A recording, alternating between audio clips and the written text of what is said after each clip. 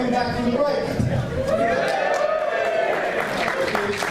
Take your seats, finish your conversations, drink your coffees in excited anticipation, and welcome Ian Thomas!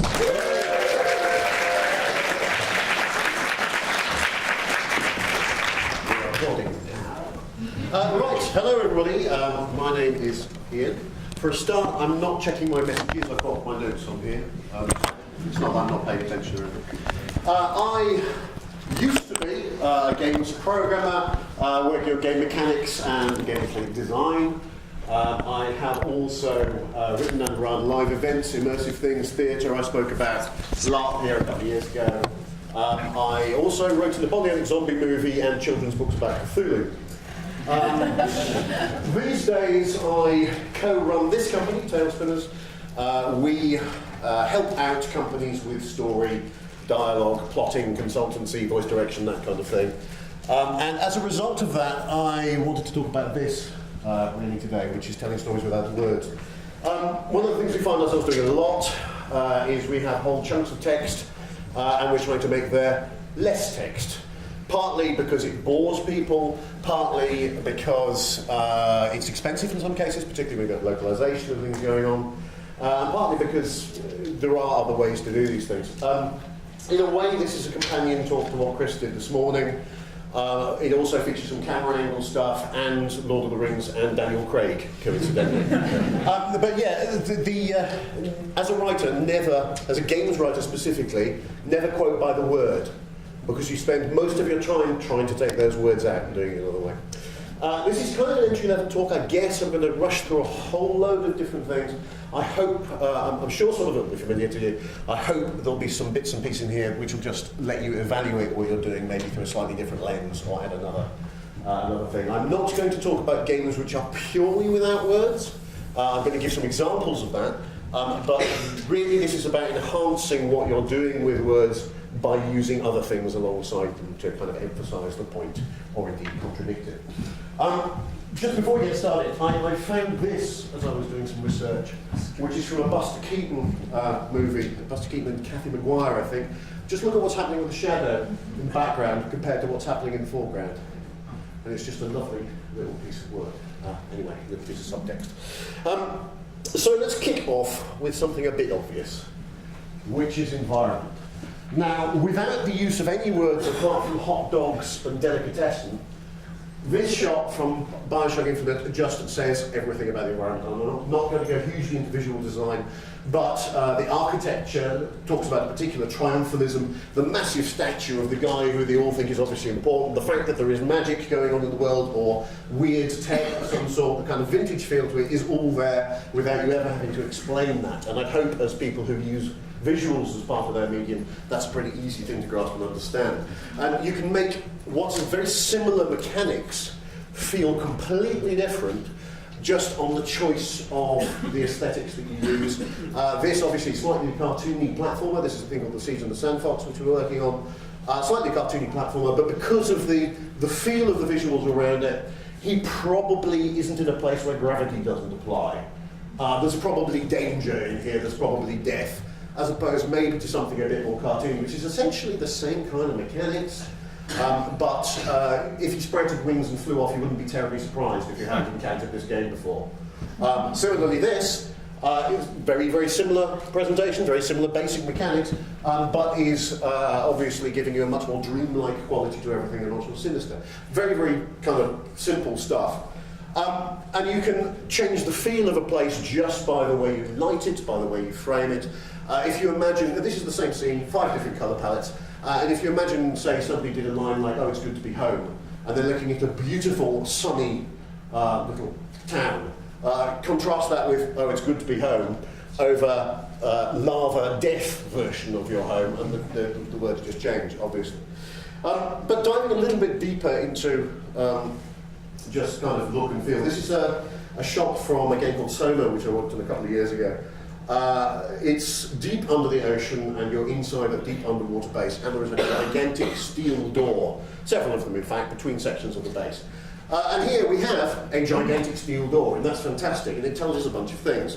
It tells us that there is a threat here of water, crushing into the base, and it reminds you how deep the pressure is around you. Also, it's a horror game. How long is it going to take me to open that door? What might be behind it, and how long would it take me to shut that door again? Just the sheer kind of, oh my god, I can see the panic coming already, without having to open it. But there's a couple of other little things here. These are, it might not be quite dark enough, but these are kind of scuffed out yellow warning lines in the bottom here. They show, obviously, use. There's been a lot of traffic through here. This place isn't brand new. It's a little bit stained. But the most obvious thing is we have this sign here, which is danger, wet floor, you might slip, just done in pictograms. And that tells us a bunch of stuff. It tells us that there are humans here. It tells us that humans are fallible still, and it tells us that they probably have a health and safety policy, which, you know, immediately says something about this place and the people who live here and their level of competence. And this is obviously going into environmental storytelling, which I'm sure you've heard for years now. This, of course, Gone Home being the poster child for that. And for those who aren't aware, the primary use of environmental storytelling, the difference really between just the aesthetics and environmental storytelling tends to be laying down objects and patterns and evidence that the player puts together to work out what happened here, what used to happen here. And it can be a really, really powerful way of telling a bit of story. But what we've found is you can take it to extremes, because it's never explained what order events happened in. You can lay out a trail, but if you lay out too much stuff, nobody's going to know what order anything happened in. And that's fine if you use this sort of stuff just as a cue for how you decorate your spaces. If you have no idea how you're going to decorate a kitchen, and you go, well, maybe somebody opened a can and left it here and that, and that's just a cue for the visual designers to be able to fill the space satisfyingly, and it becomes background detail. It becomes kind of grain in the background of the world. It's the sort of thing that the Lord of the Rings guys, that wasn't the reference I meant actually, but the Lord of the Rings guys did on every little buckle. Had all of this detail, which you were never going to see in shot, but they did it anyway, and it gives this kind of authenticity and just general mood to a piece. So there's kind of two ways you can use this stuff. You can use it to go, a murder happened here, and here's the evidence, or you can use it to just make sure a place feels lived in and give it texture and depth and a kind of feeling. This place was clearly full of panicking people and stuff thrown everywhere. This place was lived in. This place was a home. Somebody ate pizza here, you know. So you can take those kind of trails of just the kind of visual feel and the mood of a piece, and you can move it outside of the game completely into things like, obviously, the box, the screenshots, all this kind of thing. And you shouldn't overlook that as a thing to do to get people into the mood and context for what they're going to encounter in your game, because it completely changes their experience of the game, what they think it's going to be about by the time they get into it. Whether it's going to be a comedy and suddenly it's this dark, serious thing and they just can't cope. But just setting up the mood of a piece. The real classic one which we keep coming back to is Psycho. In the promo material for the movie Psycho, Alfred Hitchcock released a bunch of information saying that they were going to put paramedics in all of the cinemas showing the film in case somebody had a heart attack, which immediately builds up expectation and sets the mood before you even start the piece. And if you look at, just splash screens like this, that says so much about the feel of this game and the type of game it is going to be before you go anywhere near gameplay or introductions or anything. You can do, obviously, you can lay out music, all of that kind of stuff on top of this. Bioshock is another great example of that. Look, you've got the Art Deco city in there, you've got the rust, the wear, the tear, you've got water draining down, and you've got the light from below, which is really unusual.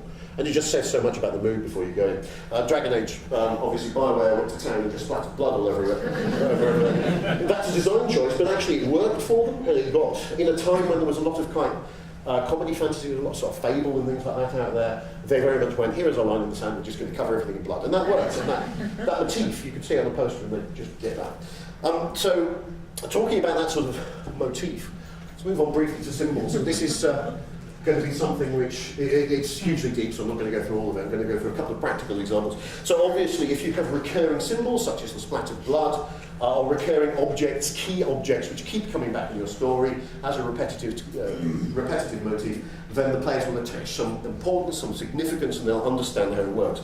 It needn't be objects. It could be a concept, the kind of concept of light and dark, a kind of visual image which keeps coming back, or a musical theme, which happens a lot in things like Star Wars. That just keeps coming back and reminding you. As a couple of practical examples of that, Here is my Lord of the Rings reference. So when they made the movie of Lord of the Rings, they gave Aragorn this brooch, and this was given to him by Arwen, his love. And then several times later they call back to this, and you can see him looking at that brooch. And that brooch symbolises their relationship, symbolises her, and we can see without any words that he is thinking about Arwen. And because we're not in his head, we're not in prose in the book, we can't do it any other way.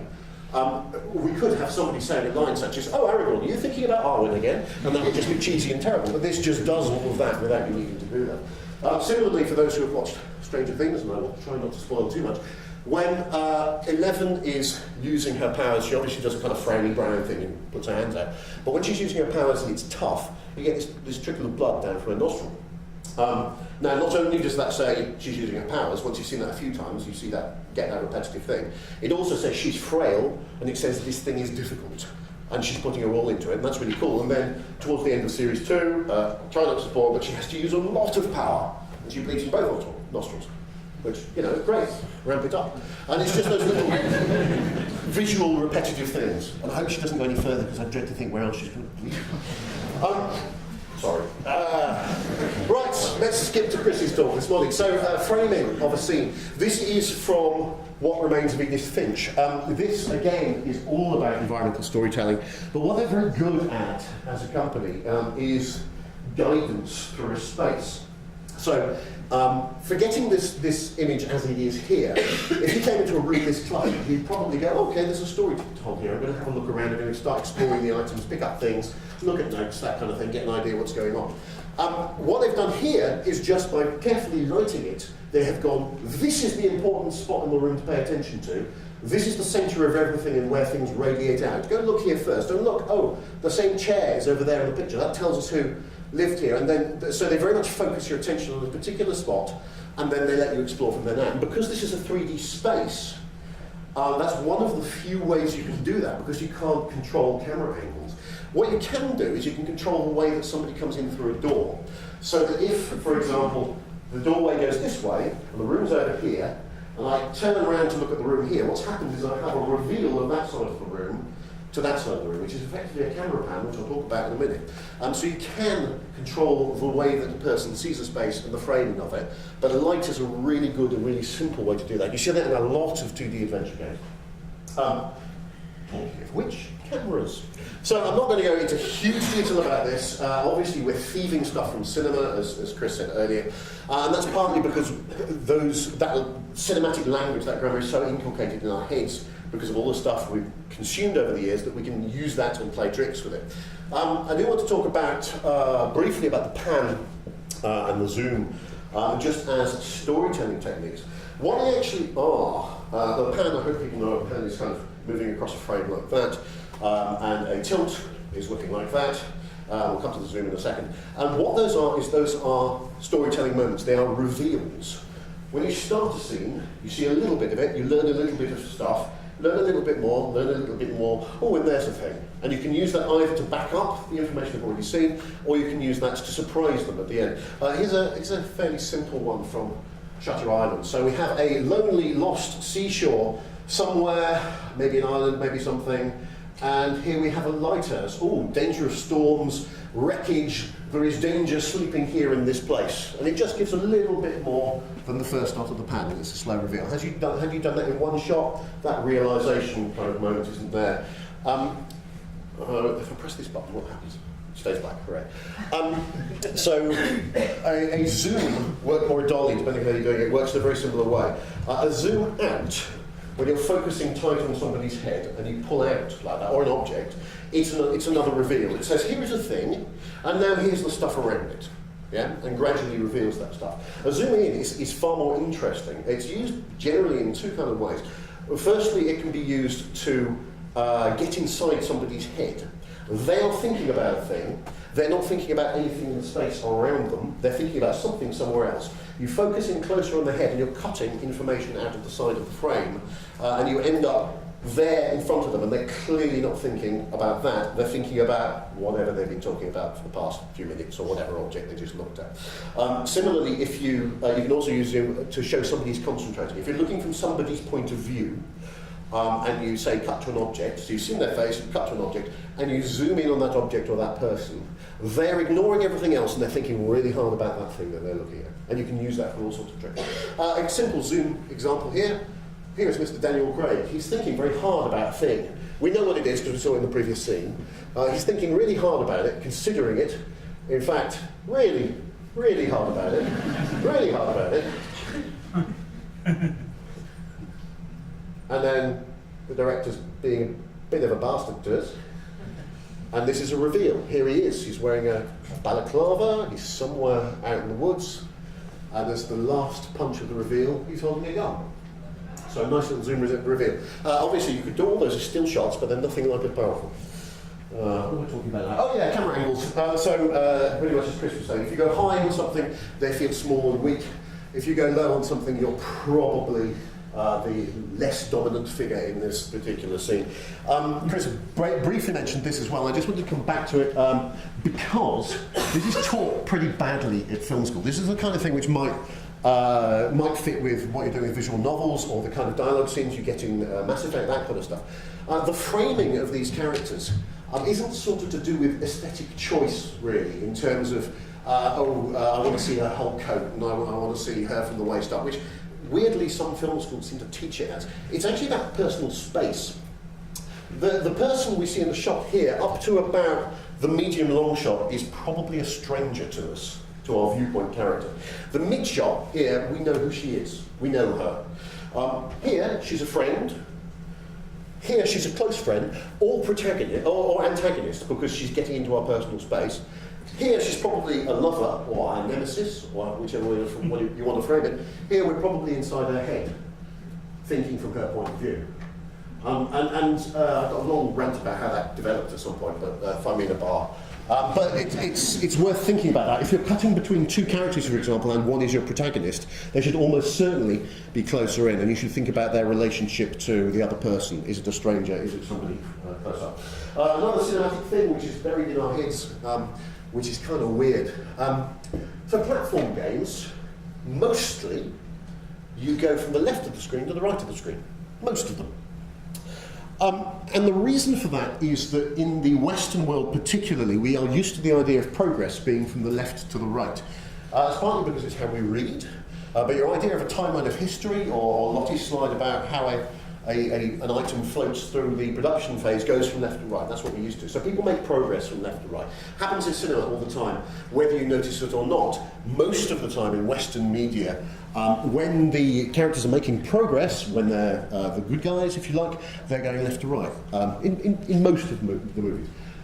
If they're not making progress, or if they're struggling really hard, they might go right to left. In particular, if you're trying to sort out two factions, one of whom is storming a castle, one of whom is defending a castle, you will always show one of the factions going in one direction and one of the factions going the other, and you shouldn't flip that around or you'll just confuse the hell out of your audience. But you can make use of that to tell stories. If you have a character going from the top left of a frame to the bottom right of a frame, that feels really easy to us. That feels natural. The gravity is kind of pulling them out, even if it's not them going down a hill, even if it's just them crossing a street top down. That feels naturally to your audience like an easy motion. And the opposite, this one, if they're progressing to a really difficult thing that they're struggling to, they go bottom right, top left. You don't need to change anything about their speed, you don't need to change anything else about the whole thing, it will feel harder to people. Really? 10 minutes already? I'll blast through this. Character performance, lots of animation. That's all you need to know. You can do so much.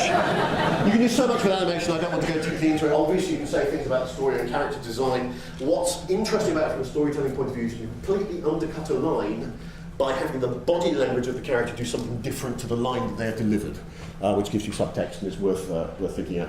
I want to call out Little Nightmares because they have fantastic animation in there. Where you can easily tell if the character's hurt, tired, scared, but you are still, crucially, controlling the character. And your controls are still affecting them, but they feel broken and hurt and whatever else they do with the game, play the game, which leads me into mechanics. We can show emotions by not using any words through Fable-like interactions and the kind of emotes you get in MMOs. We can get a bit more subtle, things like Journey, which again Chris mentioned, a fantastic example of almost all the things I've been talking about. But the interaction between two characters there who can only interact via running around and whistling at each other, it's amazing the depth of meaning you can get into that. And that is player generated, which is also fantastic. Divinity Original Sin 2 does a really interesting thing. Where you've got your standard dialogue trees, occasionally, rather than a line of dialogue as a choice, you have the chance to use a gesture. You have a chance to hug somebody, tap them on the shoulder, that kind of thing, which builds up a level of empathy, again, without using dialogue words, which you don't really see in too many other games, other than this, of course, Ico, where, for those who don't know, you are leading a princess through a castle. They could have implemented it so you press a button and you kind of call her and she walks up to you and follows you, but no, they implemented it by you taking her hand and leading her around the place. As a result, you're building up an empathetic link, and at the end of the game you have forged a relationship with this character just because of a simple choice of how you use that mechanic. This I'm not going to spoil, but it's called Brothers Two Sons. If you haven't played it, buy it.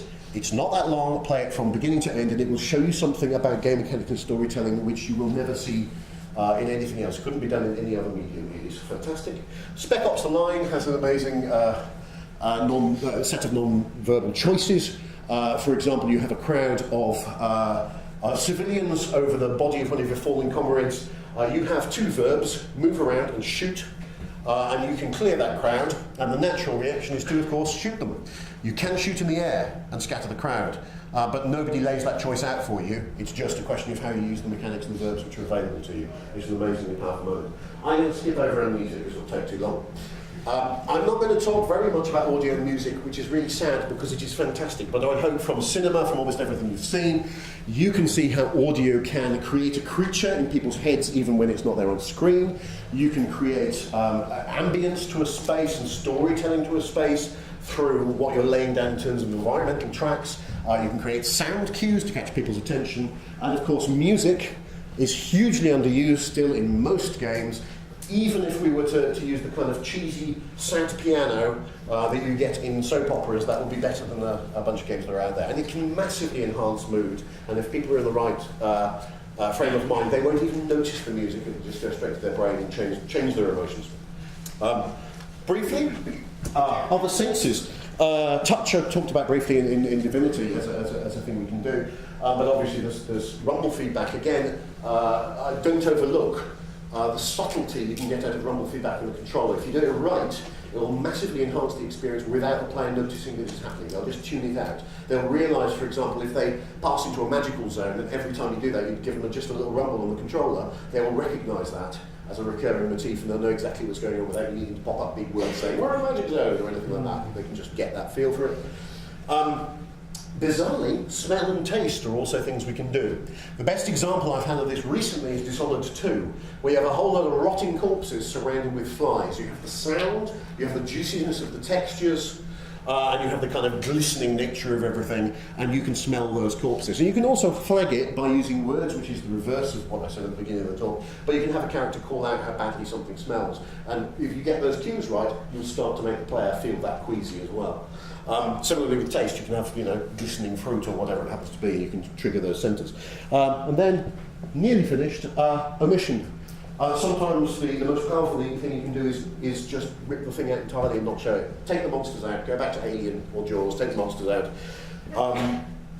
Critically, one good thing to think about is if the player is already thinking a line of dialogue, like, what an amazing place this is, don't have them say it. Just pull the line. If you're happy that the player is in the right mood and knows what's happening at that point, just pull the line from them. Don't have to state the obvious, because you should be relying on what the player's thinking rather than the dialogue coming out of a character 3 seconds too late for the realisation. Sometimes the unsaid words are just... No, you got that. Crucially, just leave it to their imagination wherever you can. Just pull things out and trust your players. Don't pander to them. I've lost count of the number of times we've created an alpha cut of a game, we've gone through the game, and we've just gone, we don't need that line, it's already there, it's all in the environment, and just trust your playtesters to get the thing, just pull stuff out and see if it still works, and most of the time it will, and they'll get it. Couple of examples you should probably try. This game is called Virginia, came out last year. It is entirely without words apart from some stuff written on some files. I don't agree with all the storytelling choices, but it's a really good example of how to do things through simple props, simple actions, and the music is fantastic. Play that. Play Little Nightmares, I talked about it briefly before. It's like, I don't know, Terry Gilliam and Jean-Paul Jeunet and Neil Gaiman ganged up in an alley and beat Sackboy around the head. It's a fantastic piece of work. There are no words and everything. It's deeply scary, but you get all of the emotions through everything that the characters are doing. And finally, play Inside, which, for those who are old enough to remember Another World, is basically that with the difficulty turned down to about 3.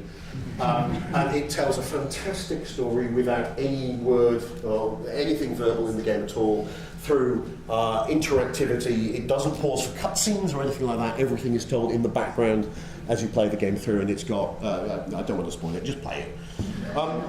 And that's it.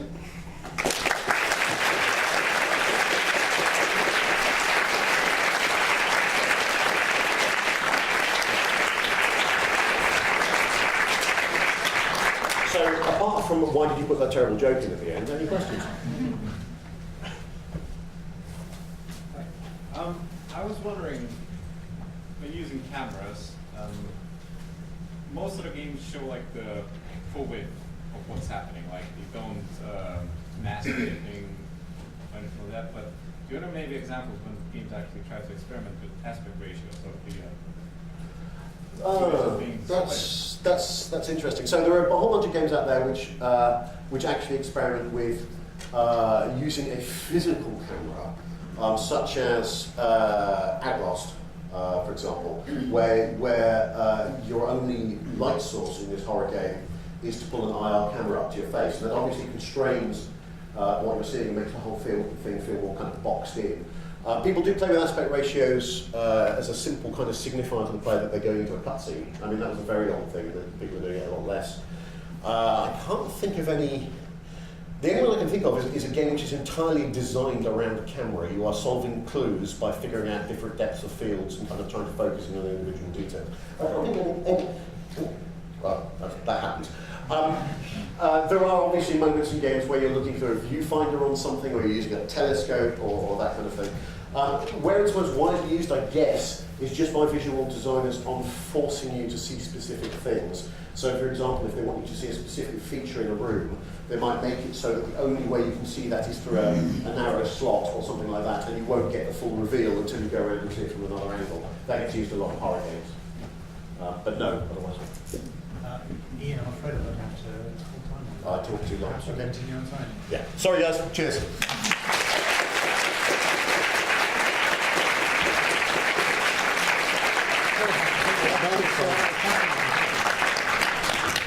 Thank you so much to Ian. Please ask him questions and please ask him more questions later on.